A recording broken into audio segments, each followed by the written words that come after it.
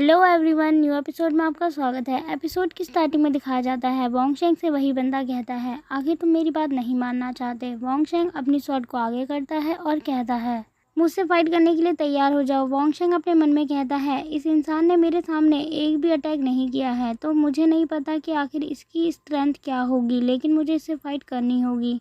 वो बंदा कहता है, दाऊ तुम जाओ और इससे फाइट करो और इसे हरा कर आना। दाऊ उसकी बात को मान लेता है और वो तेजी से आगे बढ़ते हुए उसके ऊपर उछल के हमला करते हुए कहता है, उस रात हमारी फाइट अधूरी रह गई थी, लेकिन आज ऐसा नहीं होगा, मैं तुम्हें नहीं छोड़ूंगा। वोंगशेंग कहता है, इस वक्त मेरे पैर ठीक नहीं है, इसीलिए मैं बिग डी पर स्वॉर्ड आरे यूज़ नहीं कर सकता, लेकिन ऐसी बात नहीं है कि मेरे पास सिर्फ एक ही स्किल है। और इतना कहते ही वो उसके ऊपर अटैक करता है, लेकिन दाऊ उसके अटैक को रोकते हुए कहता है, तुम्हारी ये अटैक तो बहुत ज़्यादा इम्प्रेसिव था, लेकिन तुम नहीं टिक पाओगे मेरे आगे, और उसके अटैक को ब्लॉक कर देता है। तभी वोंगशेंग अपनी स्वॉर्ड से उसकी स्वॉर्ड को रोकने की कोशिश कर रहा होता है। अपनी स्वॉर्ड की पावर का यूज़ करते हुए दूर ढकेल देता है। दाऊ नीचे गिरते हुए बच जाता है और अपनी स्वॉर्ड का सहारा लेते हुए झुक कर बैठ जाता है। अटैक करने के बाद वोंगशेंग ने अपनी स्वॉर्ड अभी भी अपने हाथों में पकड़ी हुई होती है। दूसरी ओर वो लेडी वोंगशेंग के फ्रेंड ज़ैंग के ऊपर हमला करने के लिए आगे बढ़ती है। वहीं ज़ैंग उसे रोकने के लिए तालिस्मान पेपर का यूज़ करता है और अपनी स्पिरिचुअल सरपेंट मैजिक फिगर का यूज़ करते हुए उसे रोक रहा होता है। लेकिन जब वो लेडी उसके ऊपर अटैक करने के लिए आगे बढ़ रही होती है, तभी वो सरपेंट उसके ऊपर हमला करता है, तो वो वापस से पीछे मुड़ जाती है और अपनी स्वॉर्ड का यूज़ करते हुए उसे ख़त्म करने की कोशिश करती है। वो लेडी उसके अटैक को रोकने में कामयाब हो जाती है और वो ज़ैंग के ऊपर हमला करने वाली होती है। ज़ैंग पीछे हट जाता है। तभी उस लड़की के ऊपर कुछ नुकीले पत्थर हमला करने के लिए आगे बढ़ रहे होते हैं। वो लड़की अपने डैगर का यूज़ करती है और उन पत्थर को तोड़ देती है। वो लड़की ज़ैंग के ऊपर चिल्लाते हुए कहती है, मैं तुम्हें छोड़ूंगी नहीं। ज़ैंग उसे ही देख रहा होता है। तभी वोंगशेंग चिल्लाता है और वो कहता है, मास्टर आंटी आप किसी को भी मत छोड़ना और अपनी फ्लाइंग स्पिरिचुअल स्वॉर्ड से इन्हें मार देना। और वो स्वॉर्ड ओरा उस लड़की के बीच से जाकर गुजरता है। वो उसे देख के हैरान हो जाती है और वो कहती है, ये तो कोई फ्लाइंग स्वॉर्ड है ही नहीं, यानी ये झूठ बोल रहा था, ये तो सिर्फ एक स्वॉर्ड ओरा है। जैसे ही उस लड़की का ध्यान भटक जाता है, ज़ैंग डायमंड प्रोटेक्शन ऑन करता है और उसे एक्टिवेट करते हुए कहता है, थैंक यू ब्रदर, आपकी वजह से मुझे थोड़ा वक्त मिल गया, अब मेरा डायमंड प्रोटेक्शन अच्छे से काम करेगा। और ये कहते हुए वो अपनी पावर का यूज़ कर रहा होता है। तभी पीछे से वो बंदा उसके ऊपर अटैक कर देता है अपनी पावर का यूज़ करते हुए, जिस वजह से ज़ैंग घायल हो जाता है और उसके सीने के ऊपर एक होल हो जाता है।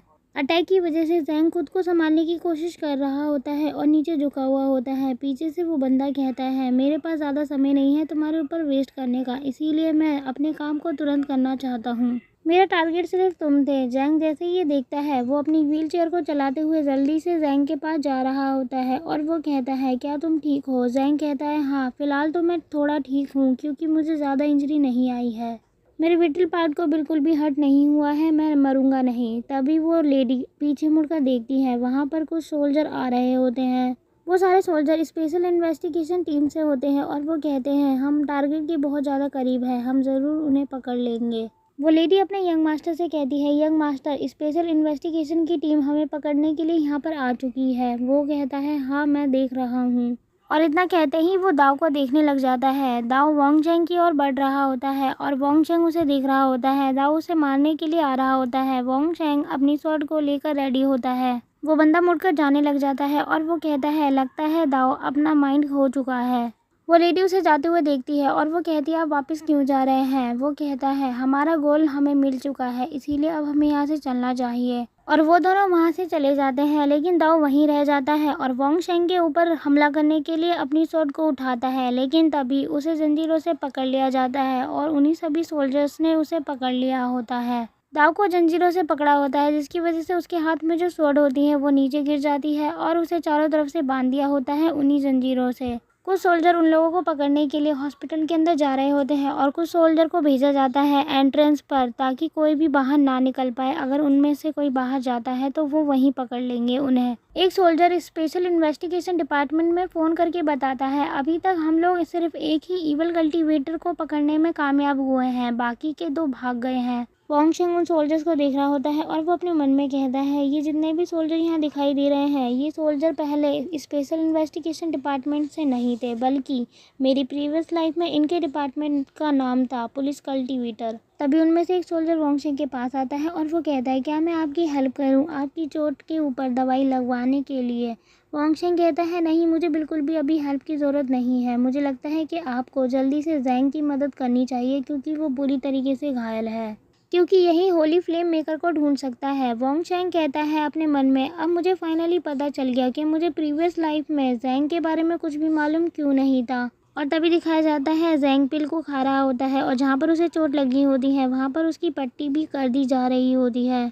ज़ैंग अब पहले से काफ़ी बेहतर होता है और उसने अपने तालिस्मान पेपर को निकाल लिया होता है और वो बैठा हुआ होता है। वॉन्गशेंग अपने मन में कहता है हॉली फ्लेम मेकर का ऑक्शन वो कल्टीवेशन वर्ल्ड को एक्सपोज करेगा, जिसकी वजह से आम जनता को काफ़ी प्रॉब्लम होगी और इस बीच सबसे ज़्यादा बेनिफिट यान सेक्ट को ही होगा। ज़ैंग अपने तालिस्मान पेपर का यूज़ कर रहा होता है और वॉन्गशेंग उसे देखते हुए कहता है ज़ैंग को ही पता है हॉली फ्लेम मेकर के बारे में और हमें ज़ैंग ही उसके बारे में बता सकता है। यान सेक्ट सफल होंगे या फेल होंगे ये तो हमें बाद में ही पता चलेगा।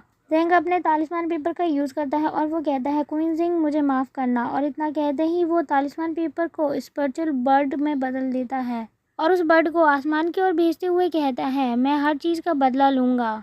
और इतना कहते ही वो वहीं पर लेट जाता है और अपनी बॉडी को फ्रीली छोड़ देता है। वहीं कुछ सोल्जर उन दोनों को प्रोटेक्ट करने के लिए उनके आसपास ही मौजूद होते हैं और कुछ सोल्जर उस बर्ड का पीछा करते हुए जा रहे होते हैं। वॉन्गशेंग उस बर्ड को उड़ता हुआ देख रहा होता है और वो कहता है बर्ड अपने रास्ते से जा रही है, अब तुम बिल्कुल सुरक्षित हो। वहीं ज़ैंग की आंखों से आंसू आ रहे होते हैं और वो कहता है मैं बस अब रो ही सकता हूँ और रिजल्ट का वेट कर सकता हूँ।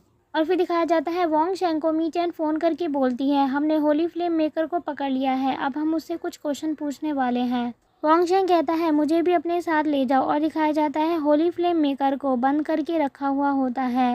होली फ्लेम मेकर कहता है जो तुम लोग मुझसे पूछना चाहते हो वो तुम आसानी से पूछ सकते हो, मैं तुम लोगों को जवाब देने के लिए तैयार हूँ, लेकिन याद रहे मुझे बिल्कुल भी टॉर्चर मत करना मेरे आंसर के लिए क्योंकि मैं बहुत ज़्यादा बीमार हूँ। और वो खांसते हुए कहता है शायद मेरे ज़िंदगी के दिन अब ख़त्म होने वाले हैं। और इसके साथ ही एपिसोड यहीं ख़त्म होता है। थैंक्स फॉर वॉचिंग गाइस, और कमेंट में बताएं आपको ये वीडियो कैसी लगी। अगर आप इसका नेक्स्ट एपिसोड देखना चाहते हैं तो वो जल्द ही मिल जाएगा आपको हमारे चैनल पर।